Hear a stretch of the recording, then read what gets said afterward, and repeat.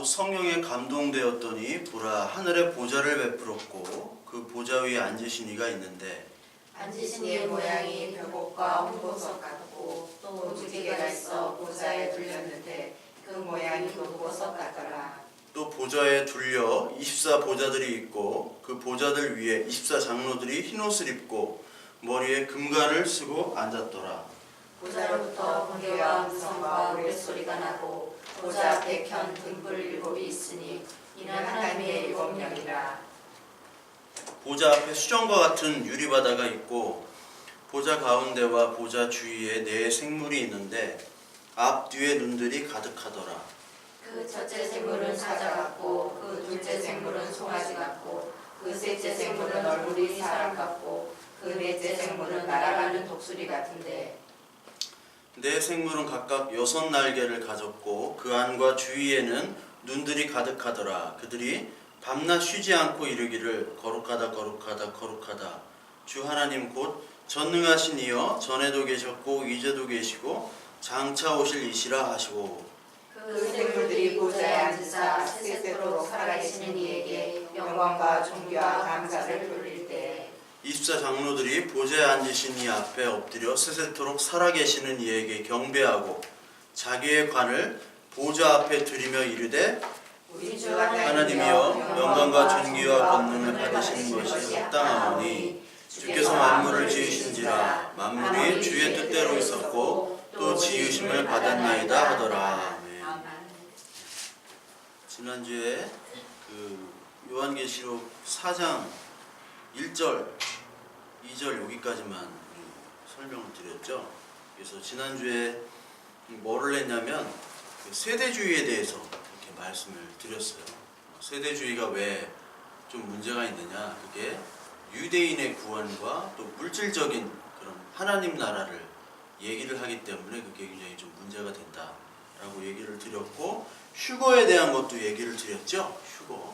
휴거는 그냥 사람이 만들어낸 그런 어떤 소설에 근거한 것이지 하나님의 말씀에 근거한 것이 아니다라고 말씀을 드렸습니다. 그러면서 이 요한계시록 4장하고 5장은 이 3장까지 지상의 예배에 이제 반대해가지고 이제 하늘의 예배, 즉 우리가 지금 어떠한 상황에서든지 이 땅에서의 드리는 예배가 있지만 그것이 불완전한 예배잖아요.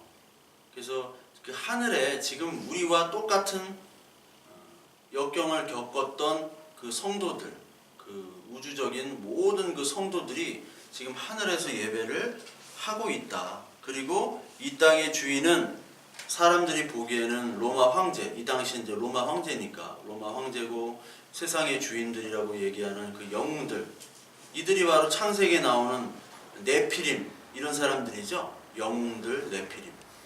그 사람들이지만 결국 이 주인과 찬송과 그리고 예배와 경배를 받으실 분은 하나님이시다. 그리고 우리는 우리야말로 그 예배를 할 수 있는 자들이다. 그래서 힘내라. 역경과 고난과 어려움 속에서도 힘을 내라는 그 계시를 지금 보여주고 있는 겁니다. 그래서 오늘 가장 중심적인 게 바로 이 계시록에서 4장 5장이라고 그랬잖아요.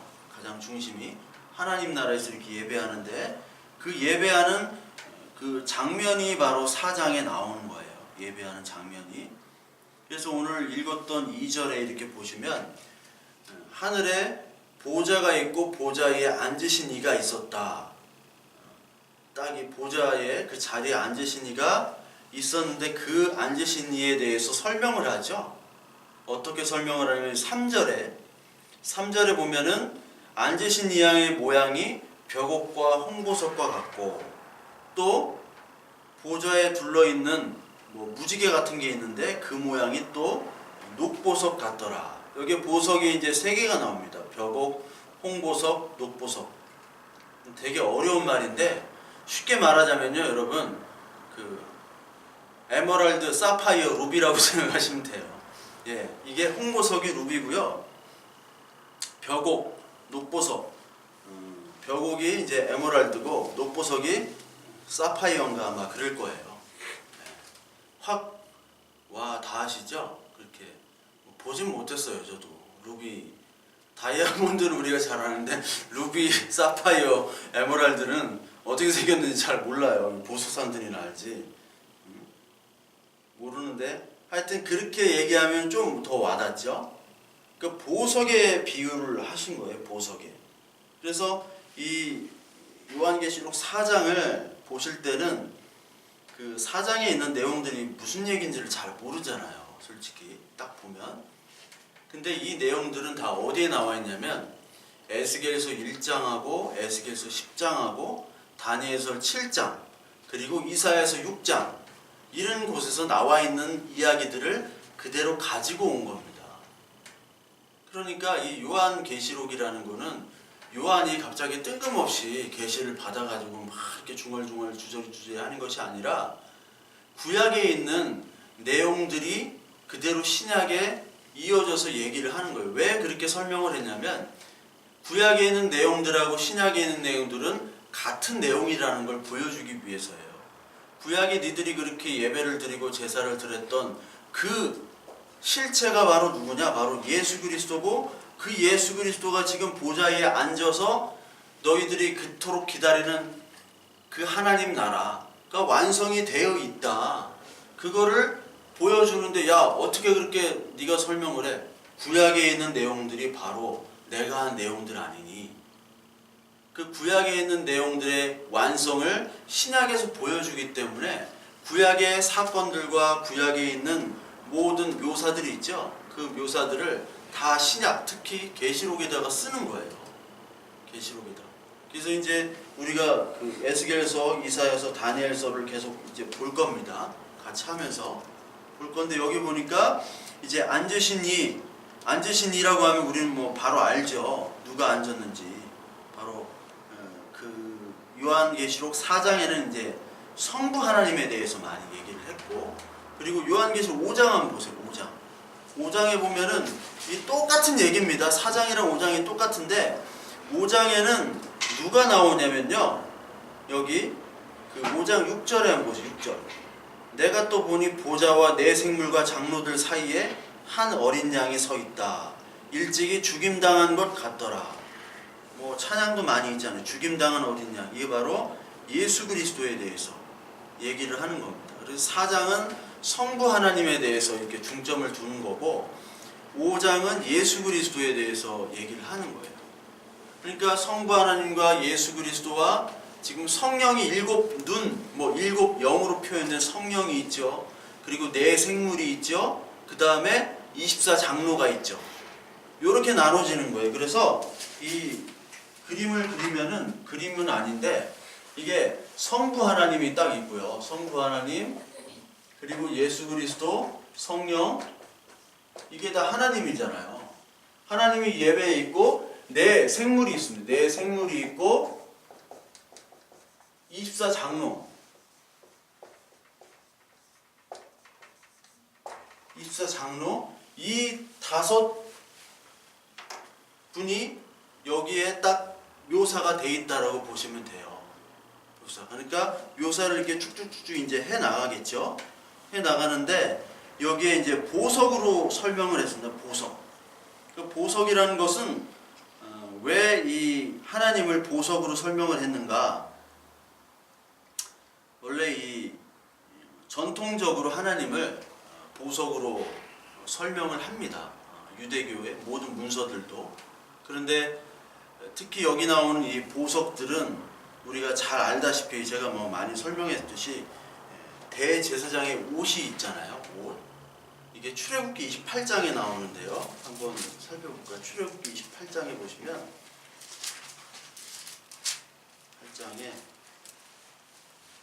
8장 17절부터 보면요.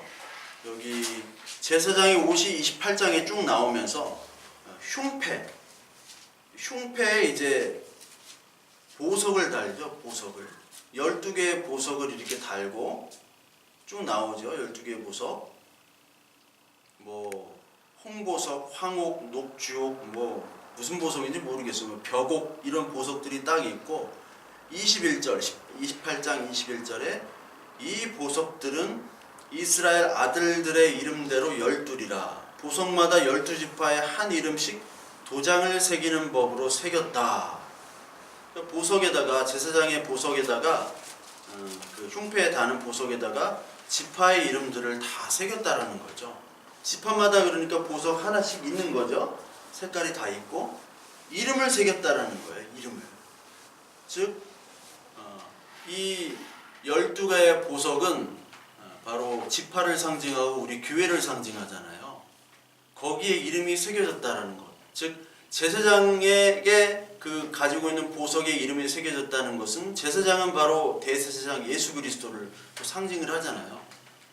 그 대제사장이신 예수 그리스도의 우리의 이름, 성도의 이름들이 다 새겨져 있다라는 것이죠. 그래서 전통적으로 이 하나님을 보석에 비유를 하면서 그와 동시에 빛이라는 게 어디에 나옵니까? 요한복음 8장에 나는 세상의 빛이다라고 얘기하잖아요. 보석은 빛나는 것이 바로 보석이죠. 그래서 이 보석을 표현할 때 성경에서는 새 하늘, 새 땅, 새 예루살렘을 또 보석으로 표현하죠. 그리고 하나님을 보석으로 표현하고 새 예루살렘, 새 땅이 하나님 나라면서 동시에 교회면서 거기가 예수 그리스도와 하나님이 거하는 곳이잖아요. 그러니까 이게 하나님과 예수 그리스도와 우리 교회는 다 보석으로 표현이 되어 있습니다. 보석. 근데 지난 시간에도 말씀드렸듯이 이제 할머니들은 이제 천당이라는 개념을 갖고 있어서 천당 가면 우리 집에 뭐 빌라로 금 번쩍번쩍하고 보석이 있다 이런 개념으로만 그냥 알고 있어요. 근데 그게 예수 그리스도라는 거잖아요. 그냥 예수 그리스도. 물질적인 보석이 아니라 예수 그리스도. 그래서 새해 때 뭐 송구영신 예배 때 새해 복 많이 받으세요 막 하잖아요. 새해 복 많이 받으세요 하고 막 말씀 뽑고 막 그러죠. 말씀을 뽑고 하는데 사실 저는 그런 말을 솔직히 좋아하지는 않습니다. 우리가 이미 복을 많이 받은 자잖아요. 그러니까 복을 새해에는 더 많이 누리자 이런 인사가 좀 합당한 것 같아요. 받은 복을 좀 누립시다. 받은 복이 있는데 그 복이 뭔지를 모르고 물질적인 복만 받겠다는 그 마음속에 있는 거예요. 새해 복 많이 받으라는 얘기가. 물론 아닌 경우도 있지만 아닌 경우도 있죠. 물론 그냥 덕담으로 이렇게 하는 건데 교회 세상에서는 덕담을 할 수 있는데 교회에서는 그런 덕담을 할 필요가 있을까? 복 많이 받으라는 게 제 생각일 수도 있습니다. 제 생각일 수도 있는데 하여튼 이 보석에 대해서는 바로 빛이 나온다. 빛 그리고 보석이 같이 표현이 되어 있다라는 것을 얘기를 드리고요. 이게 계시록에서도 그대로 나와요. 계시록 21장에 한번 보실까요? 21장에 21장 10절 12절 성령이 나를 데리고 크고 높은 산으로 올라가 하나님께로부터 하늘에서 내려오는 거룩한 성 예루살렘을 보이니 하나님의 영광이 있어 그 성의 빛이 지극히 귀한 보석 같고 벽옥과 수정같이 맑더라. 크고 높은 성곽이 있고 12문이 있는데 문에 12천사가 있고 그 문들 위에는 이름을 썼으니 이스라엘 자손 12지파의 이름들이라. 아까 제사장 복장에는 그 판결 흉패에 12개의 보석을 달고 거기에 이름을 썼는데 여기는 새 예루살렘 오니까 12문이 있죠. 12문마다 이제 그 지파의 이름들을 다 새겼다라는 거예요. 그리고 그 성이 빛이 지극히 귀한 보석 벽옥 수정같이 맑다 라고 얘기를 하는 거죠. 즉 하나님의 나라 그리고 하나님의 나라가 완전히 임한 그 교회. 그래서 에덴 동산이 이제 여기서 완전히 회복되는 거죠. 에덴 동산이. 에덴 동산이 이제 어디가 되냐면 성전이 되는 거예요. 이렇게 구속사적인 그림에서 보면 성경 전체에서 에덴 동산이 성전이 됐다가 성전이 이제 예수 그리스도로 완성이 되시고 그 다음에 이제 새 하나님이 아니라 새 하늘과 새 땅, 그 새 예루살렘으로 교회가 완성되는 그것이 바로 이 성경의 전체 그 흐름이거든요. 그래서 이 완성되는 게 바로 여기 12문, 문 하면은 우리 배웠잖아요. 열린 문, 우리 계시록 때. 문이 바로 내가 양의 문이다. 이 문으로만 들어가야 된다고 하셨잖아요. 바로 예수 그리스도. 그러니까 성경은 계속해서 예수 그리스도를 얘기하는 겁니다.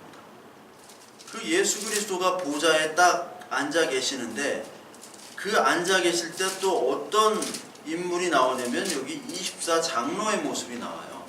4절에 보좌에 둘려 24보좌들이 있고 그 24보좌 보좌가 딱 24개가 딱 있는 거죠. 우리 교회 가면은 그 앞에 장로석 12개 딱 이렇게 놓잖아요. 장로님이 한 2분밖에 없는데 또 12석을 꼭 놔요. 왜냐면 그 어떤 교회는 그런 교회가 있어요. 왜냐면 12제자라고 해가지고 12개를 꼭 놔야 된다고 그런 교회도 있어요. 그러니까 장로 지정석 막 그런 게 있어요. 교회마다. 그렇죠? 거기만 꼭 앉게 하는 그거와 다르지만 24개의 그 보좌가 있었는데 거기에 24장로들이 흰 옷과 머리에 금관을 썼다라는 말이에요. 24. 여러분 24장로라는 게 뭔지는 여러분 아시죠? 24장로. 그러니까 신약의 12제자와 구약의 12지파로 대변되는 모든 성도를 얘기하는 겁니다. 그러니까 앞으로 태어날 성도까지도 다 포함해서 24장로가 들어가는 거예요. 그게 바로 14만 4천이고 그 24장로가 바로 교회예요. 그러니까 24장로라는 게 어디서부터 나왔냐면 역대상 24장에 이게 나와요. 사실은 역대상 24장에 역대상 24장을 보면은 제사장 직분을 맡은 사람 아론의 계열들이 이렇게 쭉 나오는데요. 아론의 계열, 아론의 후손들이 이렇게 쭉 나오죠. 아론의 후손들이 쭉 나오는데 24장 18절 한번 보세요. 24째는 마시아라 해가지고 24째 제사장까지 나오죠. 24째 제사장. 제사장이 그 레위 지파로만 나오잖아요. 아론 지파로만. 근데 예수 그리스도는 대제사장인데 무슨 지파예요? 유다 지파시죠. 그러니까 아론의 지파, 아론의 그 계열로 나오는 것이 아니라 그건 인간이 하나님이 지정해 주시면 인간의 혈통으로 나오는 거지만 진짜 대제사장은 자기를 제물로 바쳐야 됨과 동시에 흠이 없어야 되잖아요. 그분은 하나님께서 주시는 멜기세덱의 반차. 멜기세덱은 어디서부터 어디서 오는지 모르는, 그러니까 인간의 힘과 인간의 능력과 인간의 지각으로 깨달을 수 없는 메시아가 바로 예수 그리스도. 그 멜기세덱의 반차로 나온다는 거죠. 여기 제사장이 24번째가 나오듯이 그 24장로가 여기서 원래 24장로를 모티브를 땄지만 물론 24는 12 구약의 12과 신약의 12의 합이에요. 그러니까 교회라는 걸 얘기합니다. 그러니까 우리의 교회, 즉 니들 요한계시록 3장까지 하나님한테 꾸중도 들었죠? 책망도 받고 칭찬은 조금 받고 칭찬은 조금 책망 엄청 받았잖아요. 그리고 너희들이 정말 잘못하면 이 촛대를 다 옮길 거야. 실제로 7교회가 지금 터키에 있으니까 그 터키 7교회가 예전에 벌써 없어졌잖아요. 예전에 끌까요? 네? 목사님이 더 네, 아니 지금은 괜찮아요. 지금 괜찮습니다. 네. 그러니까 그 교회를 촛대를 옮기는 하나님이시잖아요. 그러니까 이렇게 칭찬은 조금 받고 핍박에도 어려움에도 겨우 버텨내는데 하나님의 칭찬도 없고 그럼에도 불구하고 너희들 그 24보좌를 내가 마련했다라는 것은 바로 우리의 구원과 우리의 성화는 우리의 것으로 되는 것이 아니라 하나님께서 미리 다 마련해 주고 계셨다는 거죠. 마련해 주시고 하나님이 끝까지 완성해 주시는 것. 이것이 바로 하나님의 역사고 우리의 구원의 역사예요. 그래서 너희들 지금 이렇게 힘들고 핍박을 받지만 도미티안 황제 밑에서 그럼에도 불구하고 너희들의 지금 위치가 24장로에 들어가 있어. 금관을 썼어. 흰옷을 입고 있어. 힘내란 얘기죠. 힘내란 얘기죠. 만약에 우리가 타임머신을 타고 미래로 딱 갔어요. 우리 자녀가 어려요. 근데 우리 자녀가 정말 훌륭하게 됐어요. 근데 지금은 보면 개망난이야. 근데 나는 알고 있어요. 얘의 미래를. 얘가 어떻게 될 것인가. 그러면 다시 돌아와가지고 얘야 너 지금 갭차반이지만 너는 잘 될 거야. 그렇게 위로를 해줄 수 있잖아요. 근데 우리는 공간과 시간의 그 한계 때문에 우리는 그렇게 못하죠. 근데 하나님은 창세 전에 이미 우리를 만드셨다고요. 그 창세전은 오늘 현재의 시간과도 같다고 그랬잖아요. 현재도 창세고 미래도 창세전이고 창세전도 창세전이고. 그래서 나온 표현이 어디 있습니까? 그래서 나온 표현이 뭐냐면 여기 8절에 보세요. 이제도 계시고 전에도 계시고 이제도 계시고 장차 오실 이시라. 이 표현이 중요한 거예요. 이게 요한계시록 1장에도 나오잖아요. 이제도 계시고 전에도 계시고 이제도 계시고 장차 오실 이. 이게 요한계시록 1장, 계시록 11장, 16장 계속 나와요. 왜 그러냐면 하나님은 알고 계신다라는 거예요. 너를. 세상은 몰라요. 세상은 돈 없으면 무시하고 잘 나가지 못하면 무시당하잖아요. 그렇지 않습니까? 네. 오늘도 저기 카이스트 체육관에 있는 아줌마가 목사님 새해 복 많이 받으세요. 나는 침례교회 다녀요. 그런데 교인은 몇 명이에요? 나는 교인부터 물어보잖아요. 그분도 교인이 몇 명인지, 그래서 밥은 먹고 사는지 그거부터 물어보거든요. 그러니까 사람들이 판다. 목사구만. 그래. 교인은 몇 명이요? 헌금은 얼마나, 월급은 얼마야? 이거부터 관심 있는 거예요. 뭐 이 사람이 하나님 나라의 24장로가 됐는지 안 됐는지 궁금한 게 아니라 교인은 얼마입니까? 그거부터 물어보잖아요. 사람들은 다 그거에만 관심이 있어요. 그런데 하나님의 관심은 뭐예요? 하나님의 관심은 내 자녀냐 아니냐의 관심밖에 없는 거예요. 내가 너를 책임지고 내가 너를 인도한다. 24보좌로 마련했다. 그런데 여기에 그 장로들은 그 복장이 어때요? 흰옷과 금관이 나오죠. 흰옷. 흰옷은 뭐 설명 안 해도 되죠? 흰옷은 계속 설명을 드렸으니까. 예수 그리스도의 피로 깨끗해진 흰옷. 그리고 금관이라는 게 있는데, 금관, 이게 또 할머니들이 또 개털모자냐 금관이냐 이거 맨날 개털모자 쓰고 천국 갈래, 금관 쓰고 갈래. 금관 쓰고 가려면 더 헌신하고 더 헌금하고 맨날 그래서 설교 하도 많이 들었잖아요. 근데 여기 나오는 금관은 성경에서 관이 두 개예요. 디아데마라는 것과 스테파노스 두 개. 디아데마랑 스테파노스. 스테반이죠. 요게 두 개가 있는데 금관이라는 게, 이 디아데마라는 거는 일반 왕이 쓰는 관입니다. 왕이 쓰는 관. 그리고 예수 그리스도께서 그 하나님이 쓰시는 관, 이런 표현이 되어 있어요. 그래서 요한계시 19장에 보시면요, 19장 12절을 보면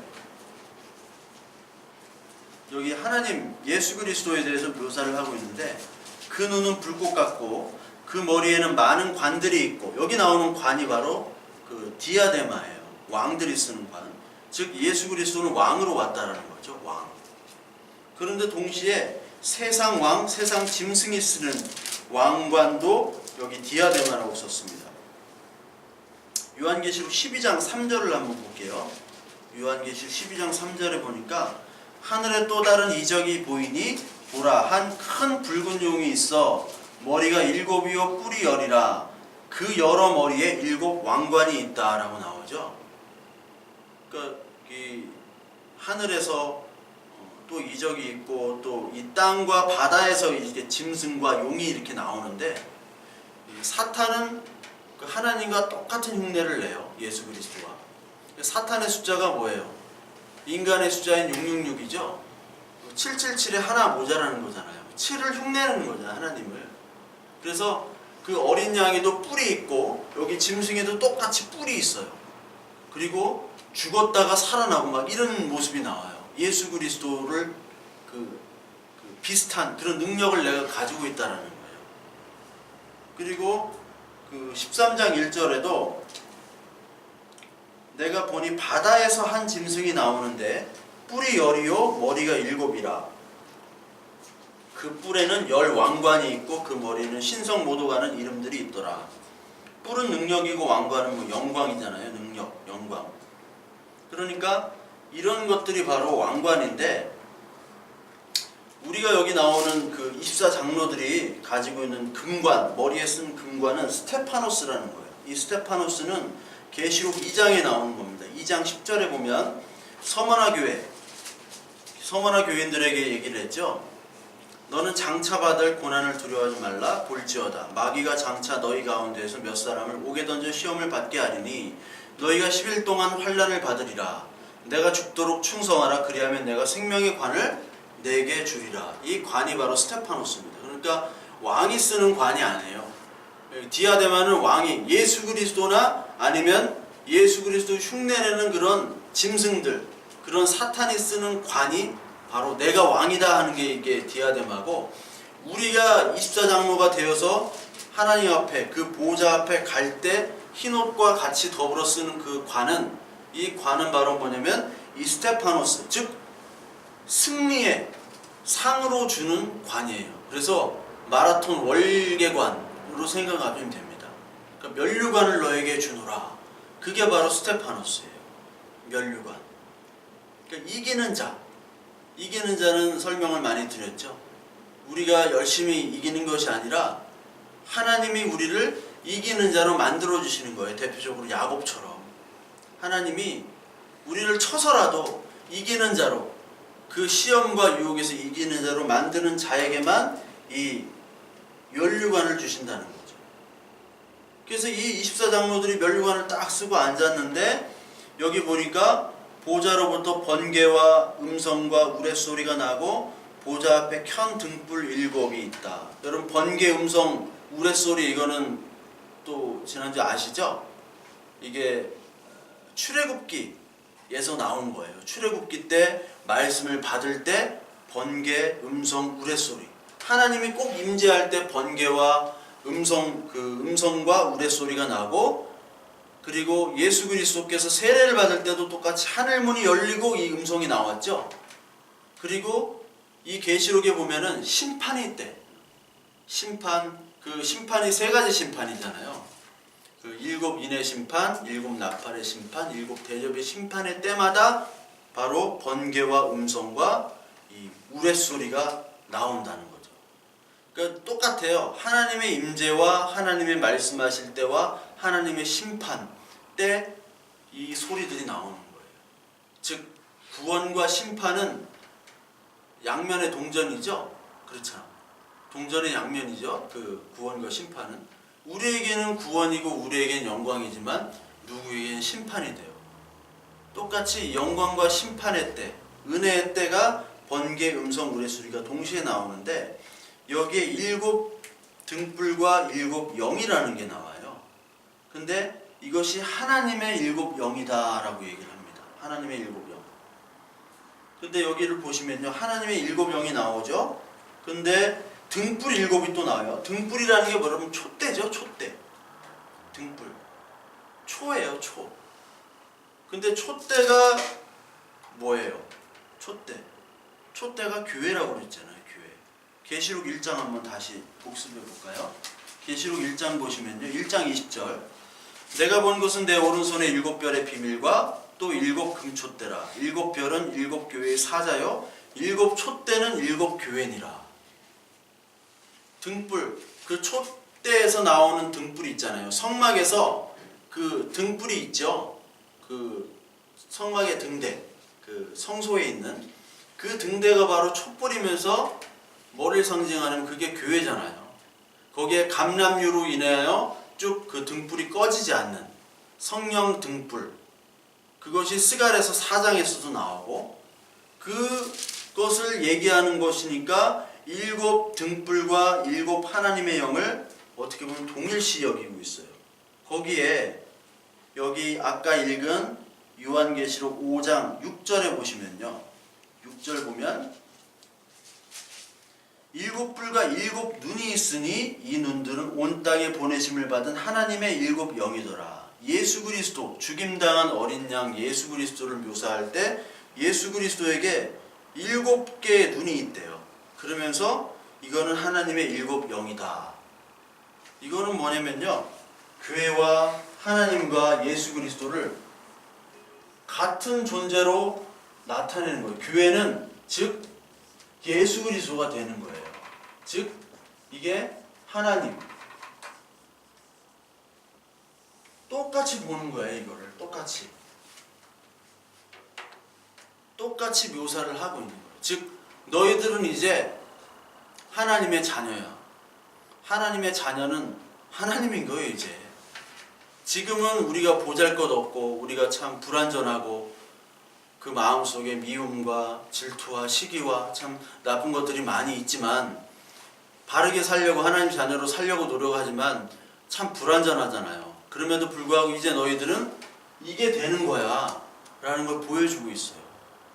그래서 그 영지주의는 이거를 하나됨이라는 표현을 굉장히 많이 씁니다. 하나됨, 하나 된다, 이런 말. 이게 다 영지주의에서 나왔어요. 그리고 흘러 넘친다, 플로레마 해가지고 흘러 넘친다. 그래가지고 이게 기도를 흘러 넘치게 한다, 이렇게 설교하시는 분이 있었잖아요. 기도를 흘러 넘친다. 예, 유명한 우리 목사님. 흘러 넘친다. 그래서 기도라는 그 헬라어가 프로슈코마인데, 프로슈와 코마이 해가지고 이제 기도를 흘러 넘친다. 이게 그 신플라톤주의에서 좀 나온 개념이거든요. 그리고 이게 그 수은 최재우의 동학에서 인내천사상, 사람이 곧 하늘이다, 예수 그리스도. 이게 또 대승불교랑 똑같아요. 사람이 성불을 한다는 것이 바로 너희들이 이제 보살로서 되면 이제 그게 하나님이 된 거야. 부처가 된 거야. 네가 부처다. 절 가면 네가 부처다라고 맨날 하잖아요. 이게 다 같은 개념이에요. 근데 이거를 어떻게 좀 비트느냐에 따라서, 철학적으로 좀 비트느냐에 따라서 이게 이단으로 되고, 그리고 이단으로 핍박받고 그런 것들이 예전에 많았어요. 이때 당시에도 있었고, 그리고 이때 당시에 AD 100년, 200년 후에는 굉장히 융성했죠. 어떤 이런 개념들이. 근데 하나 된다는 게 어떻게 보면은 맞는 얘기예요. 맞는 얘기인데, 이걸 철학과 대승불교와 아니면 영지주의 이런 신플라톤주의와 같이 연결시켜가지고 하나 된다라고 하면은 이게 어떤 사상이 되어버리냐면은, 그냥 알고 깨닫고 자기가 인식한, 내가 이제 하나님이 다 마련했나 보다, 여기로 그냥 그치는 어떤 그런 종교가 되어버려요. 그쪽은 잘 모르셔서 모르죠. 근데 교회에서는 이런 얘기를 전혀 안 하니까 그런 파들도 굉장히 많습니다. 우리 한국에 있는 교회는 이런 거에 별로 관심이 없어.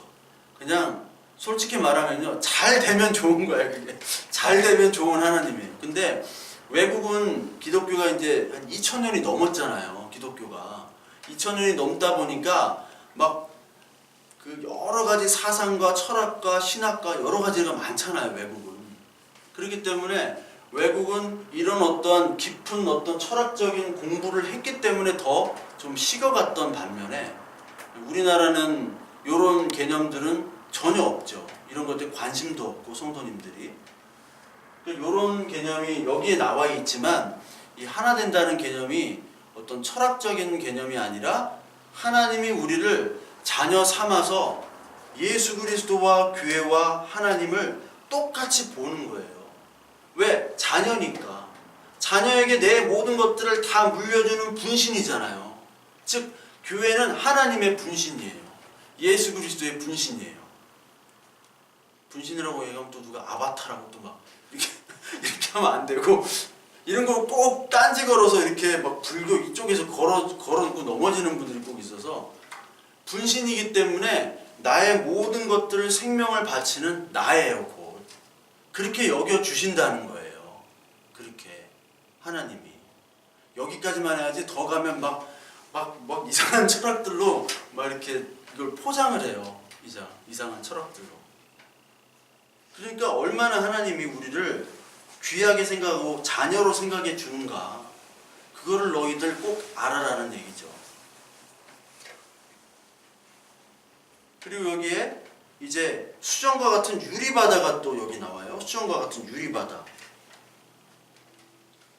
그 유리바다라는 게 나오고, 그리고 이거는 그 에스겔서 1장에 나오면서 동시에 출애굽기 열왕기 상에서 계속 나와요. 유리와 바다. 그러니까 여러분들 그 바다라는 게 창세기 때 바다가 이제 두 가지로 나눠지잖아요. 창세기 때 하늘을 만드셨죠. 그걸 궁창이라고 여기 성경에 나오는데, 하늘을 만드시고 하늘 위의 물을 만들었고 아랫물을 만드셨다고 그랬어요. 하늘 위의 물과 아랫물. 근데 바로 결론적으로 얘기하면 이 유리 바다라는 것은 하늘 위의 물을 유리 바다라고 표현을 한 겁니다. 하늘 위의 물. 그래서 이 하늘 위의 물과 아랫물이 있는데, 하늘 아래 물은 사라지고 하늘 위의 물만 남는 게 사실 구원이에요. 이게 무슨 얘기냐, 무슨 이상한 얘기냐, 이게 제가 하는 얘기가 아니라 요한계시록 21장에 있는 얘기입니다. 21장 1절에 볼까요? 21장 1절에 보면, 또 내가 새 하늘과 새 땅을 보니 처음 하늘과 처음 땅이 없어졌고 바다도 다시 있지 않더라. 바다가 사라지는 거예요. 바다가. 근데 이게 바다는 우리가 말하는 물질적인 어떤 바다 있죠? 그거라기보다도 이 바다가 히브리 말로 얌이라고 해가지고 보통 혼돈과 흑암과 그리고 여러가지 그 짐승들이 들끓는 그런 혼돈의 장소라고 이 바다를 여겼어요. 그래서 이 바다에서 짐승이 올라옵니다. 아까 그 13장에 읽었죠, 우리가. 그 요한계시록 13장에 보니까 내가 보니 바다에서 한 짐승이 나오는데 라고 나오잖아요. 바다에서. 그러니까 바다에서 이 짐승이 나오는 것들 하나님께서는 짐승과 이 바다를 다 없애시는 거예요.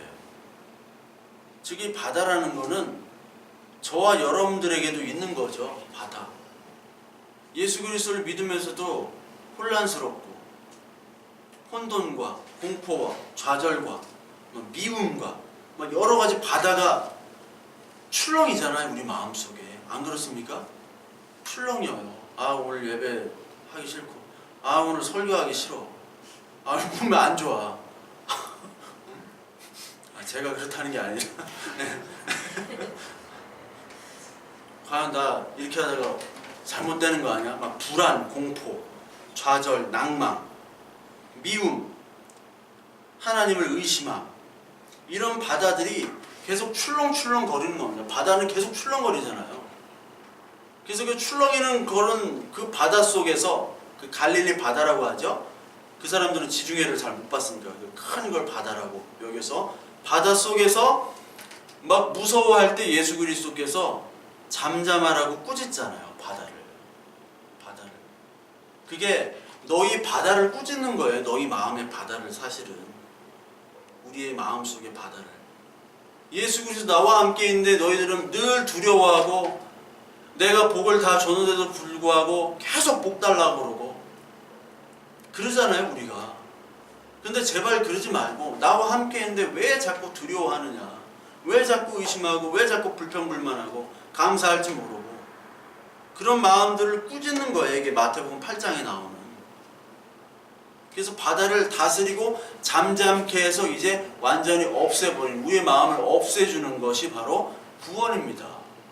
그게 성화가 되는 거잖아요. 그게. 그래서 이제 옛날에 그 아래, 땅 아래 바다는 사라지고 위에 바다만 남는데 그 바다를 유리 바다라고 얘기를 해요. 그리고 계시록 15장에 보시면, 15장 2절에 보면 또 내가 보니 불이 섞인 무슨 바다요? 유리 바다. 여기도 또 유리 바다가 나오잖아요. 유리 바다.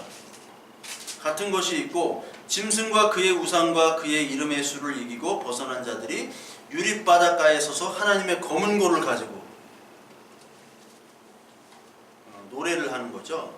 검은 고가 우리나라 검은 고가 아닙니다. 이게 유대인들에게 검은고 없어요. 예, 그런 검은고가 아니라 현악기라고 그냥 보시면 돼요. 그 불이 섞인 유리바다가 있다라는 거죠. 이 바다, 유리바다라는 표현은 사실 어디에서 나오냐면 성막을 보시면요, 성막에 손을 씻는 데가 있죠.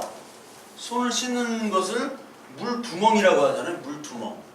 예. 물두멍이 사실은 이게 유리바다예요. 물두멍이. 그래서 이 출애굽기 38장을 보시면요, 이 물두멍을 뭘로 만들었냐면 놋으로 만들었거든요. 놋. 놋이란 그 금속은 심판을 상징해요. 심판. 그래서 놋뱀을 만들었죠. 놋뱀. 하나님 놋뱀을 만들어 있죠. 놋이 심판인데 이 놋을 가지고 이 물두멍을 만들었는데 어디서 놋이 나왔냐면은 그 수종드는 여인들의 그 거울이 놋이었어요. 청동. 옛날에는 그런 우리 같은 유리가 없었잖아요. 그래서 흐릿하게 보단 말이에요. 우리 얼굴들을 흐릿하게. 그래서 그 청동을 가지고 놋을 가지고 여기를 만들었거든요. 그래서 거기가다가 이제 물을 담아서 손을 씻고 이제 들어갔는데 그것이 바로 바다로 표현이 됐어요. 이게 어디 나오냐면 왕상 열왕기상 7장에 또 나오는데 여기는 그 물두멍에 바다를 부었다라는 표현이 또 나와요. 물두멍에 바다를 부었다. 되게 이상한 표현이에요. 그러니까 물두멍에 바다에다가 물두멍을 부었다. 물두멍에 바다를 부었다. 이 두 표현을 같이 쓰고 있는데 하여튼 바다를 부었대요. 그러니까 이게 유리바다와 물두멍을 사실 상징하는 거고, 그리고 에스겔서 1장에 수정 같은 유리바다라는 게 또 나와요. 수정 같은 유리바다. 에스겔서 1장 22절에 이런 표현이 나옵니다. 1장 22절에 그 생물 머리 위에는 수정 같은 궁창의 형상이 있어 보기에 두려운데 그들의 머리 위에 펼쳐져 있고, 이런 말이 나와요. 수정 같은 하늘. 그러니까 이 바다라는 게 사실 수정 같은 하늘을 얘기하는 거죠. 수정 같은 하늘.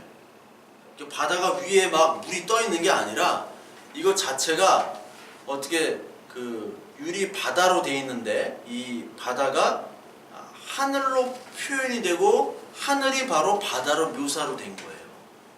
즉 아까 이 계시록에서 나오는 불 같은 유리바다, 수정 같은 유리바다가 나오는데 이거는 우리가 성전에 들어갈 때 씻어야지 들어가잖아요. 이게 죄 사함이잖아요. 그러니까 우리에게는 어떤 하나님 나라 보좌로 들어갈 때는 이 유리바다를 반드시 통과해야 됩니다. 반드시 손을 씻고 들어가야 돼요. 손을 씻고. 우리는 예배 드릴 때 손을 안 씻고도 오지만, 왜냐면 우리는 이제 예수 그리스도의 보좌로 그게 다 없어졌잖아요. 제사가. 이슬람 애들은 아직도 손을 씻어요. 이슬람 모스크에 가면은 수도가가 항상 앞에 있어요. 모스크가. 그래서 여행할 때는 다 이게 손 씻는 데도 다 유료거든요. 외국은. 모스크 가면 돼요. 모스크 가가지고 손 씻고 막 세수하고 이 닦고 막 다 손발을 다 씻고 들어가요. 아직도 걔네들 율법이에요. 율법이니까. 이 손을 씻고 들어간다는 것이 바로 불이 섞인 유리바다를 통과하는 거예요. 즉 우리가 씻김 당하고 불이 섞인 유리바다를 통과한다는 것은, 불은 뭐를 상징하냐면 심판이잖아요. 동시에 우리를 정결케 하는 거거든요. 정금으로 불로 재련해서 정금이 나오듯이 금이라는 그 믿음이 나오기 위해서는 그 불과 같은 유리바다를 우리는 통과하고 이 바다에 손을 씻어야 되는 거죠. 그거를 하나님께서는 이 유리바다라고 표현을 하신 거예요. 그 유리바다가 딱 있는 거예요. 보좌 가운데. 그리고 그 보좌 가운데 누가 있냐면 이제 요 네 생물과 24장로가 있죠. 네 생물. 네 생물이 이제 사자, 그리고 또 송아지, 사람, 독수리 같은 네 생물이 이렇게 있다라고 나옵니다.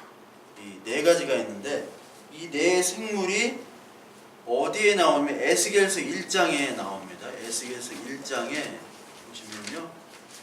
에스겔 1장에 1장 전부가 다 나와요. 전부가 다 이 네 생물에 대해서 나옵니다. 되게 길죠.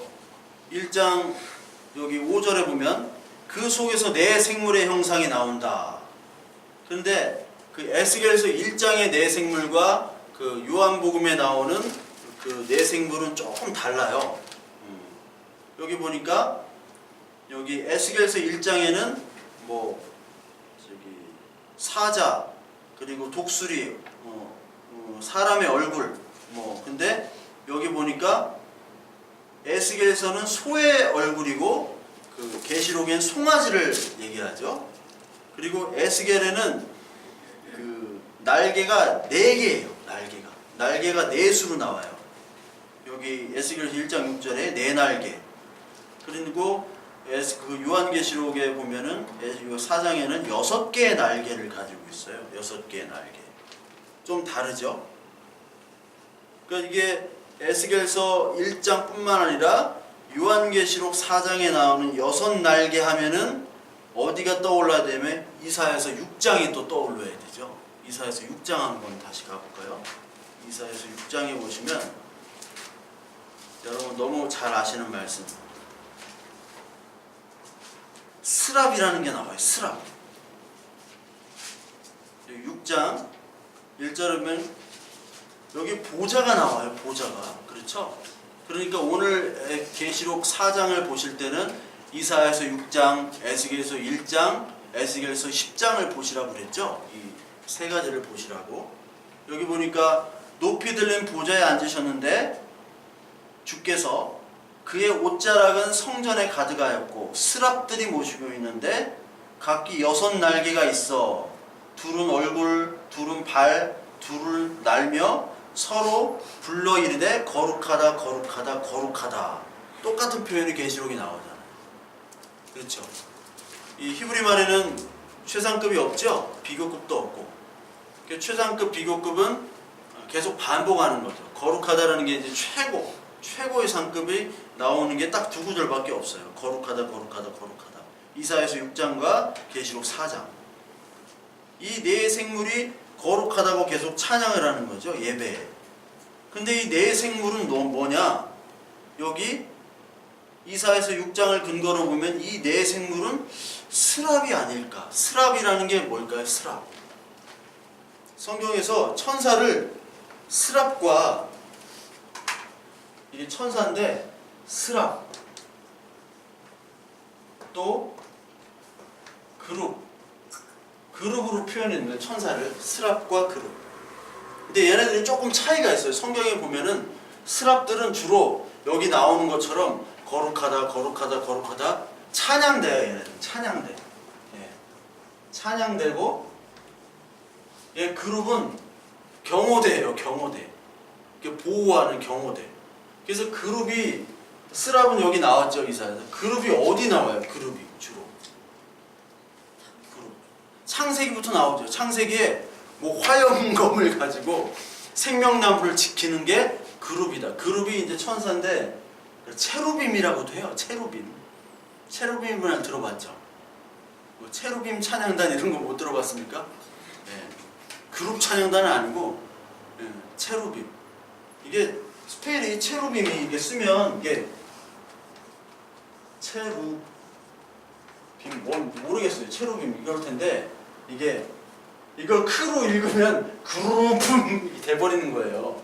그래서 그룹이라고 하는 거예요. 그냥 그룹 체루빔. 그러니까 얘네들 그룹은 보호하고 그거를 지키는 거예요. 호위무사처럼.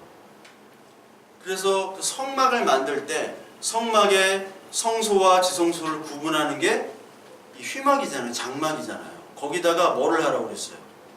그룹을 새기라고 그랬어요. 이게 그 출애굽기 28장에 나와요. 그룹을 새기라고 그러고. 그리고 성막을 만들 때 성전을 만들 때 그 솔로몬 성전에 그 지성소와 그쪽 벽에 뭐를 만들었냐면 그 성전 벽에 그룹 모양을 만들었어요. 이게 열왕기상 6장 29절에도 나와요.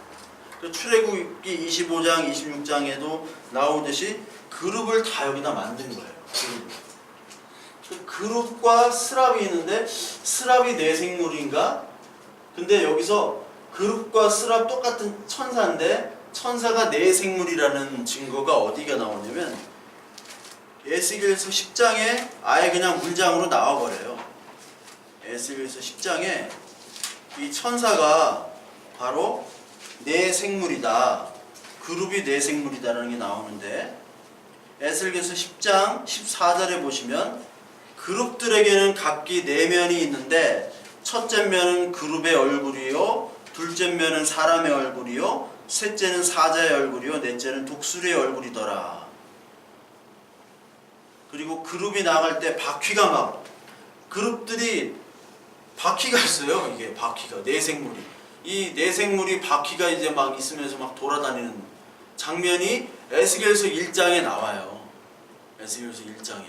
그러니까 여러분들 댁에 가셔서 에스겔서 1장하고 이 10장하고 그 이사야서 6장하고 오늘 계시록 읽었던 걸 읽으시면 이 에스겔서의 모든 내용들을 그대로 여기서 이미지로 이렇게 나타냈구나라는 것을 아실 수가 있어요. 이 바퀴가 달리고 이 내생물이 돌아다닌다는 거는 어떻게 보면 이 천사의 어떤 활동성을 얘기하는 거예요. 천사의 활동성. 그리고 내생물은 사자, 소, 사람, 독수리 이렇게 나오잖아요. 사자 같은 경우는 지상의 왕이고, 소도 풍성함과 어떤 헌신들을 다 상징하는 거고, 사람의 얼굴은 지혜를 얘기하는 거고, 독수리는 어떤 뛰어난 능력들을 얘기한다고 해요. 즉 천사의 모든 그 탁월함들 있죠? 탁월함들을 바로 내 생물에 비춰서 보여주는 겁니다. 내 생물에. 물론 이게 유다 지파, 에브라임 지파, 르우벤 지파, 단 지파를 상징하는 거다라고 얘기하기도 해요. 왜냐면 이 넷이라는 숫자, 내 생물이라는 것은 동서남북 전 지상에 있는, 그리고 하나님이 만드신 이 땅의 창조물들의 대표를 얘기하는 거거든요. 대표. 땅에, 그리고 하늘에, 그리고 동물의 왕, 다 왕들을 얘기하고 있어요. 소, 사자, 독수리, 사람. 다 왕들. 네 가지의 다 왕들. 동서남북에. 그래서 그 민수기에 보면은 광야에 사람들이 이제 이동을 하잖아요. 언약궤를 들고 이동하는데, 언약궤를 들고 이동할 때 가운데는 늘 뭐가 있냐면 언약궤가 딱 있잖아요.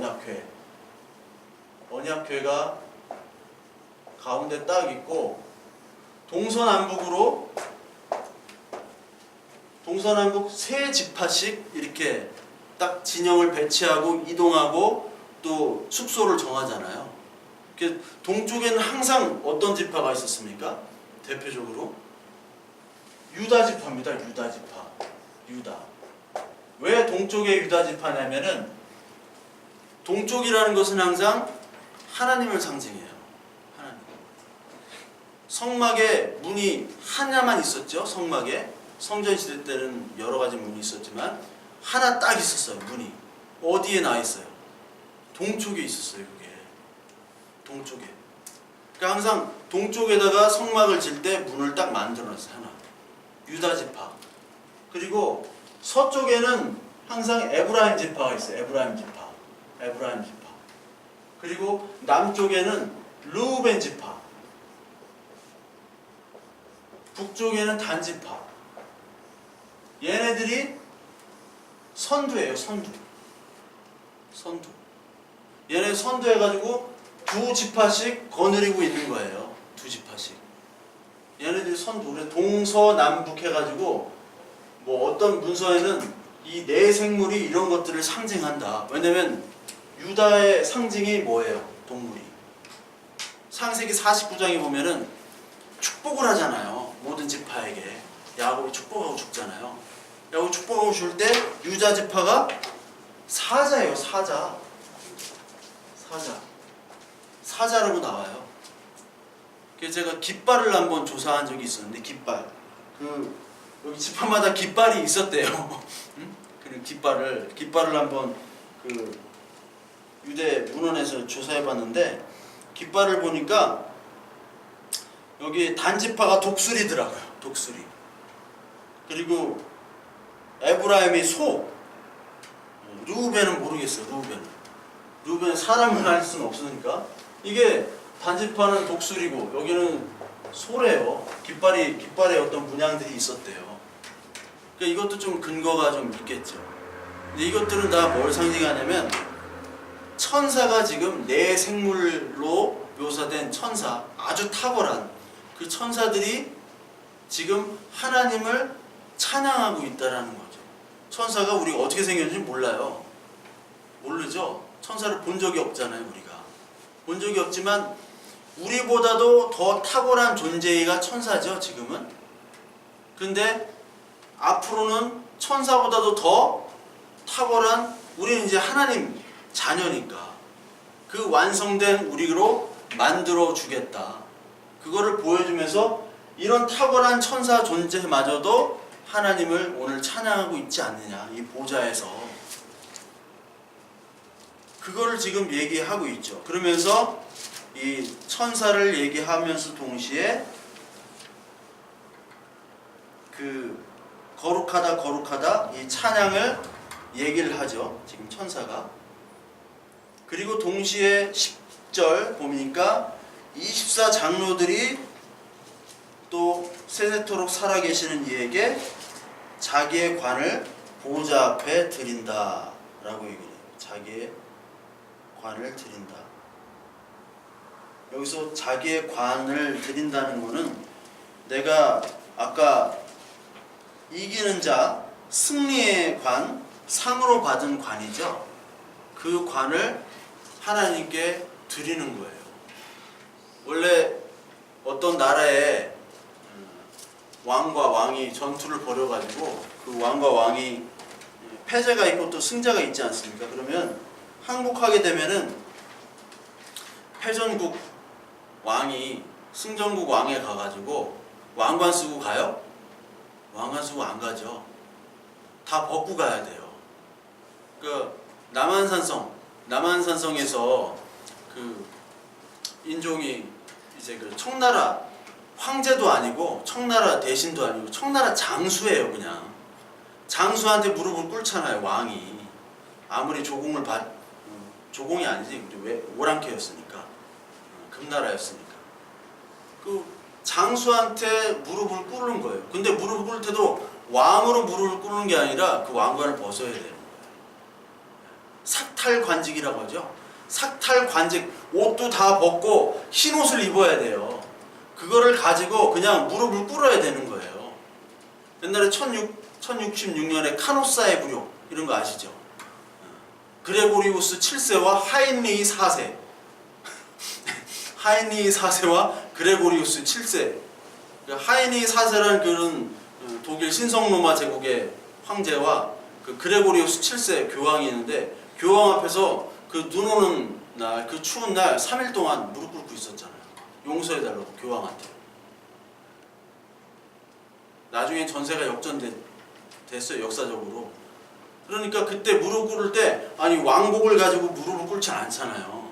다 벗고 그냥 흰 옷만 정말 그 얇은 옷만 입고 나는 이제 다 벗었다.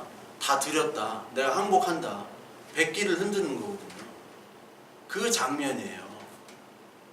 왜? 내가 이겼는데 내가 이 왕관을 쓰게 했는데 내가 이긴 자인데 내가 믿음으로 지금 다 버텨서 하나님이 준 거 아닙니까?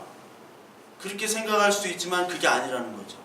하나님이 이기게 해주셨다는 거예요. 여기서 나의 공로가 아니라는 거예요. 이 믿음이 나의 믿음도 아니고 하나님이 주신 믿음이라는 거죠. 그러니까 우리에게 믿음이 야, 저 사람 참 믿음이 있어, 신실해, 믿음 충만해, 이거는 다 우리가 볼 때 우리의 관점, 우리의 인간적인 관점이지 하나님 볼 때는 우리에게 주신 믿음의 주체도 하나님이고 그 믿음의 분량도 정말 보이지 않는 볼펜 전보다 작은 겨자씨만한 그런 작은 믿음일 수밖에 없는 거죠. 그러니까 우리의 것들을 다 드린다는 거예요. 이게 벌써 제사 제도 때 대제사장이 1년에 한 번 들어갈 때 어떻게 들어가요? 다 벗고 들어가잖아요. 다. 못이 배옷만 입고, 그 배옷만 입고 들어가는 거예요. 여기 지성소에. 그 지성소에서 뭐 딸랑딸랑 방울소리가 안 들리면 실로 끄집어낸다. 그거 아니라고 그랬죠? 그런 내용 성경에 하나도 없어요. 누가 그걸 만들었는지 모르지만 실로 어떻게 사람을 끌습니까? 저 같은 대제사장이 한번 해보세요. 제가 어떻게 실로 돼요? 제가 90kg인데 응? 실로 어떻게 끌어요? 그런 실도 없어요. 그런 실도. 방울 소리가 방울 소리는 성소에서만 들려야 된다고 그랬잖아요. 왜냐면 그 긴 옷을 입고 그 흉패 다 이렇게 하고 복장을 완전히 갖추고 한 곳이 성소예요. 성소에서는 막 떡도 갈고 등불도 뭐 안 꺼지나 늘 봐야 되고, 그리고 향 늘 피워야 되고 늘 점검을 해야 돼요. 그런데 지성소에 들어갈 때는 아무것도 없어요. 그쪽은 깜깜한 거밖에 없어요. 뭐만 들고 가야 돼요? 옷 다 벗고 방울소리 나는 긴 옷 같은 거는 자기 포장하는 거 다 버리고 뭐만 들고 가야 돼요? 제사에 피를 가지고 언약궤에 있는 그룹 있죠? 그룹, 천사 날개. 그 그룹이 거기다가 그 피를 발라야 되는 거예요. 뿌려야 되는 거예요. 그러니까 그룹은 언약궤, 그룹이 아까 수호천사라고 그랬죠? 수호천사. 언약궤 수호천사면 동시에 이 그룹은 우리의 허물을 덮어줄 수 있는 사람, 그 덮어줄 수 있는 존재가 또 그룹이에요. 왜냐면 언약궤에 있는 존재가 그 돌판이죠. 깨진 돌판, 십계명 있는 돌판과 그리고 아론의 쌍난 지팡이, 그리고 만나잖아. 이 세 개는 하나님의 은혜와 동시에 우리의 불순종을 상징하는 거라고 했잖아요. 만나 줬는데 계속 그 탐욕의 만나가 돼버렸죠. 더 받아야지, 더 가져오고 다 썩잖아요. 그리고 아론의 쌍난 지팡이, 아론한테 덤볐다가 아론 지팡이만 쌍났잖아요. 자꾸 덤비는 거예요. 내가 잘났다고, 내가 왕이라고. 그리고 십계명 돌판 깨질 때 모세가 깨트렸는데 그때 어떻게 했어요? 금송아지 만들었잖아요. 그때. 그럼에도 불구하고 하나님이 덮어주신 그 은혜가 바로 그룹이에요. 거기다가 피를 부어야지만이 되는 거죠. 즉 제사장이 다 아무것도 없이 나의 공로는 없습니다 하고 다 옷 벗고 들어가서 뭐만 쏟아요? 예수 그리스도의 피만 쏟는 것이 바로 하나님의 은혜의 장소. 그게 시은좌라고 그러죠. 시은좌. 그 한자로. 은혜를 베푸는 장소가 그 언약궤 뚜껑이에요. 뚜껑에는 늘 이렇게 빨간 자국이 있어야 돼요. 더러워야 돼요. 그거 닦으면 안 돼요. 그거 막 닦는다고, 깨끗하게 청소한다고 닦는다고 하면 이게 무효가 되는 거예요. 항상 더러워야 돼요. 핏자국이 있어야 돼요. 냄새나고. 그러나 그게 은혜의 피라는 거죠. 그 관을 드린다는 건 이제 내가 왕이 아닙니다. 하나님이 왕입니다. 선악을 알게 하는 열매를 먹은 후에 다 자기들이 왕이잖아요. 자기들이 왕처럼 살잖아요. 어디의 왕이에요? 바다의 왕자.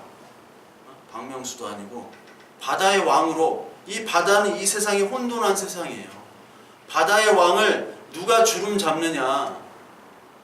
각 분야에서 지금 바다 막 물결치는 요동치는 그런 세상에서 자기가 왕이 되려고 그 금관을 가지려고 지금 열심히 뛰고 있잖아요. 사람들이. 근데 하나님 나라 갈 때는 그 하늘 예배는 이 관 하나님께 드리는 거야. 그리고 고백하는 거야. 당신만이 영광과 존귀와 권능을 받으시기 합당합니다. 나는 아무것도 아닙니다. 이 관을 드리라는 거야. 하나님만 예배하고 인간을 예배하지 말아라. 이 캐톨릭 교황은 아직까지 관 쓰고 예배하잖아요. 관 쓰고. 아니 그 관을 써요. 아니 일반 그 캐톨릭 교회에서도 관을 쓰고 예배하는 걸 저는 봤어요. 제가 그 로마를 돌아다니다가 비가 하도 와가지고 비를 피하러 간 데가 성당이었어요. 근데 어떤 할아버지 같은 그 신부님이 관을 쓰고 이렇게 금관을 쓰고 이렇게 예배를 해요. 아침에 왜 그렇게 미사를 하는지 모르겠는데 할머니 한 10분인가 있었고 비 맞은 저 하나 있었고 따뜻하더라고요. 그래가지고 거기서 한 2시간 쓰러졌어요. 노숙해가지고 잠을 못 자가 너무 힘들었는데 거기서 따뜻하니까 2시간 쓰러져서 잠잤어요. 아 근데 친절하더라고. 교회 같았으면 막 나가라고 그랬는데 친절했어 되게. 누구 터치를 안 했어. 한숨 자고 나니까 막 기력이 회복돼가지고 또 다시 다음날 노숙을 할 수가 있었는데 네. 관을 쓰고 예배를 드려요. 그게 완전히 이건 진짜 적그리스도죠 그게. 근데 관을 쓰고 안 쓰고가 중요한 게 아니라 이런 교회에는 교회마다 교황이 있어요 또. 교회마다 왕이 있잖아요. 자기가 왕인 사람들이 있잖아요. 교회마다. 그게 목회자든 장로님이든 하여튼 그런 왕들은 하나님이 용서를 안 하는 거예요. 왜요? 왕관을 드려야 되는 거예요. 지금 하늘나라의 예배를 드릴 때 왕관을 드리지 말고 지금 이 교회에서 드리라는 얘기예요. 이 지상교회에서. 너희들 지금 핍박과 고난을 받고 있지만 아직도 너희들이 왕이라고 생각하지. 그렇죠? 핍박과 고난 속에서도 내가 다 정결해졌다. 이만하면 됐다 하는데 아니라는 거예요. 하여튼 너에게 나에만 바칠 왕관, 그리고 나에게 바치고 싶지 않은 그런 왕관을 너희들이 가지고 있구나. 그것까지도 하나님께 드리라는 겁니다. 그 표현을 하는 거예요. 저와 여러분들 이 교회, 그리고 온 우주에 있는 이 교회가 이 하늘의 예배 계시록 4장을 보면서 진짜 왕과 진짜 하나님의 나라를 우리는 과연 사모하고 있는가? 그리고 오늘 24장로들이 자기의 관을 하나님 앞에 드리면서 경배하고 하나님만이 영광과 존귀와 권능을 받으시는 분이다 라고 이 고백을 하는 것처럼 우리들은 어떻게 보면 사람을 경배하고 사람을 따르진 않았는지, 보이지 않는 하나님은 단지 이름만인 하나님이 아니었는지 생각해 보면서 이 하늘나라에서 드리는 이 영광의 면류관, 이 땅에서도 이미 너희들 지금도 드리고 있는가? 라고 하나님께서 우리에게 묻고 계실 겁니다. 오늘 저와 여러분들이 이 로마 백성들, 로마에 살고 있는 그리스도인들처럼 핍박과 고난과 여러가지 환경, 이때와는 다르지만 현대에서 받는 여러가지 핍박과 고난들이 있잖아요. 믿음의 사람으로 핍박과 고난이 있습니다. 하나님을 자녀로 말씀으로 살려면 핍박과 고난이 교회에도 있고 세상에도 있어요. 교회 안에서도 있고 세상 안에서도 있는데, 그런 핍박과 고난 속에서도 정말 나는 하늘의 예배를 소망하면서 오늘 살고 있는가? 오늘 한번 저와 여러분들이 돌이켜 보시면서, 저는 이 땅에서 하나님의 공로 아니면 아무것도 아닙니다. 내가 하나님 앞에서 내 관, 하나님께서 이기게 하신 그 관을 하나님께 드릴 수 있는 그 하늘의 예배가 이 땅의 예배, 이 땅의 삶의 모습으로 나타나게 하여 주시옵소서. 오늘도 기도하고, 그리고 우리뿐만 아니라 우리의 교회를 위해서도 그러한 관을 드리는 그런 교회가 되기를 바란다고 우리 기도하는 저와 여러분들 되시길 바랍니다. 같이 찬양하고 우리 기도하겠습니다. 교회를 지나 함께 찬양하겠습니다. Come on.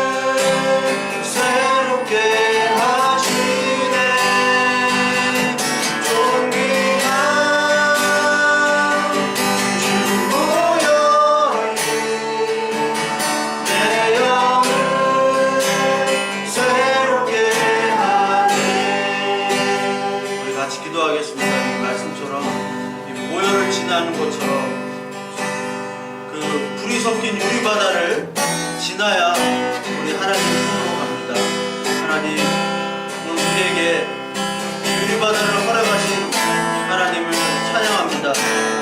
그리고 우리가 24장로처럼 그리고 내 생물처럼 거룩하다 거룩하다 거룩하다 찬양하는 우리의 모습 되게 하여 주시고, 우리의 관, 이기게 하신 그 관을 하나님께만 드리는 우리 되도록 인도하여 주시옵소서. 우리 같이 한번 기도하겠습니다.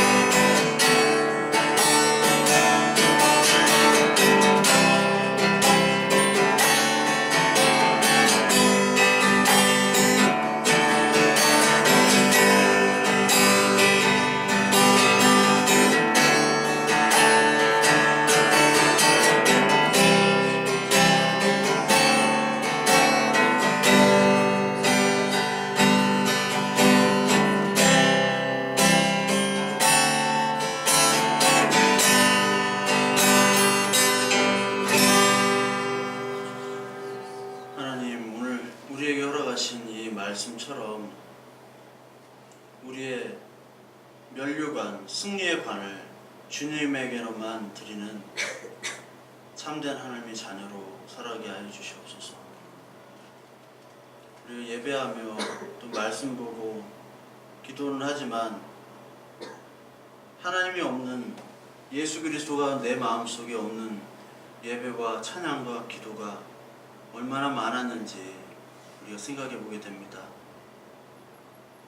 하나님이 주시는 이 축복은 이미 우리에게 자녀로서 많은 것들을 누리고 또 경험하고, 하나님만이 주시는 그 샬롬을 하나님은 원하시는데, 우리는 다른 하나님을 찾고자 얼마나 많이 원망하고 또 울부짖었는지 모릅니다. 하나님, 오늘 우리에게 허락하신 이 지상의 예배가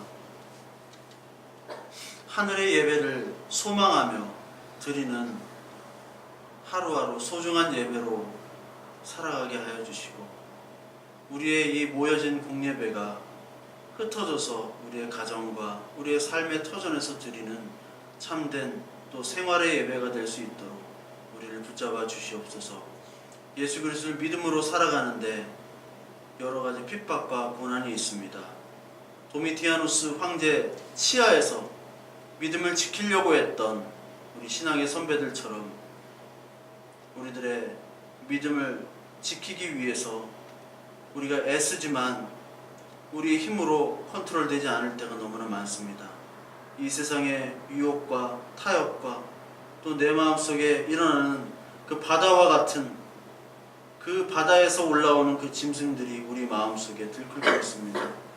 그때마다 하나님 말씀을 찾게 하여 주시고 말씀을 보게 하여 주시고 하나님의 말씀으로 우리를 다스려 주시옵소서.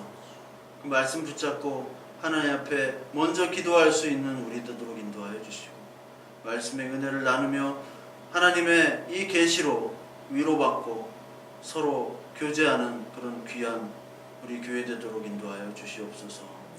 하나님, 그리하여 이 땅의 예배가 오늘부터 나의 면류관을 자랑하는 것이 아니라 나의 것들을 하나님께 온전히 드리고 그 관을 하나님께만 던져드리는 그런 날마다의 예배 되도록 주님이 붙잡아 주시옵소서. 그래요, 전에도 있고 이제도 있고 앞으로도 오실 그 하나님을 오늘 나와 함께 살며 나와 함께 그 말씀에 거하는 그런 기쁨으로 2018년도 한 해를 살아가도록 주님 인도하여 주시옵소서. 하나님께서 우리 교회와 우리 모든 성도들 축복하여 주실 줄로 믿으며 우리 우주 예수 그리스도의 이름으로 기도드리옵나이다. 아멘. 아멘.